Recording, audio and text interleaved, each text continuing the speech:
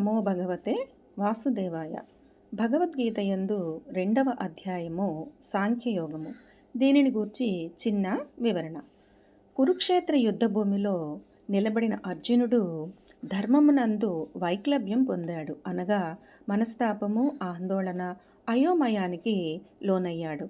తాను చెయ్యవలసిన పని ఏదో, కర్తవ్యం ఏదో దానిని విస్మరించి దాని స్థానంలో ఆ సమయాన అక్కర్లేని భూతదయ అనేటటువంటి గుణాన్ని తీసుకొని అనవసర విషాదానికి లోనైన కారణం వల్ల మళ్ళీ ధర్మాన్ని పునరుద్ధరించి అర్జునునికి కలిగిన మోహబుద్ధిని పోగొట్టి ఆయనను కర్తవ్యమునందు సుముఖుడిని చెయ్యటానికి మహానుభావుడు కృష్ణ పరమాత్మ ప్రారంభం చేసినటువంటి వ్యాఖ్యానమే సాంఖ్యయోగము.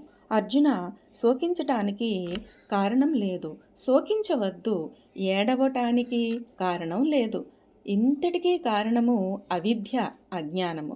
రెండవ వస్తువు ఒకటి ఉంది అన్న భ్రాంతి, అది పోతుందేమో అన్న బాధ శోకానికి కారణం.